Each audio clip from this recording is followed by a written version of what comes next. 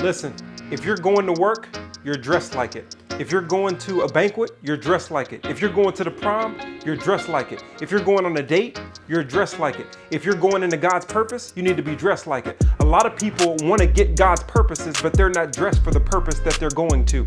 They're praying for. They're not dressed for it, and they're wondering why they're not getting it. You need to understand that God cares what you have on, and what you have on needs to depict where you're going.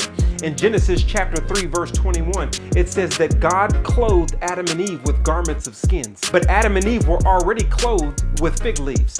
In other words, God looked at what they were wearing and said, that's not going to work for where you're going. I have to reclothe you.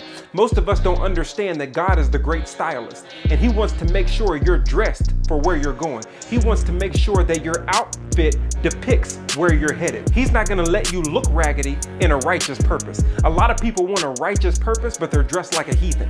God cares about what you're wearing. And many people are asking, why am I not getting to my destiny? Why am I not getting my purpose? Why am I not experiencing my call? Why am I not able to get what God has given me?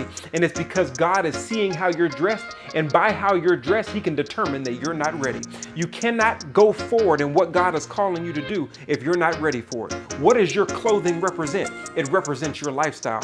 That's why Isaiah chapter 61, verse 10 says that God clothed us in salvation and garments of righteousness. That's why Revelations chapter 19, verse 8 says she was clothed in the fine linen, and the fine linen is the righteous acts of the saints. If you look at Matthew 22, that's the wedding feast. Somebody wasn't dressed right in that wedding feast and got kicked out, because God cares about how you're clothed, and your clothing is represented by your actions. If you're still living the old life, the old way, then God is saying your clothing is not ready for this purpose. When you dressed for the purpose, then I can give you the purpose, because you're dressed for where you're headed. God is calling you to be well dressed for where you're going.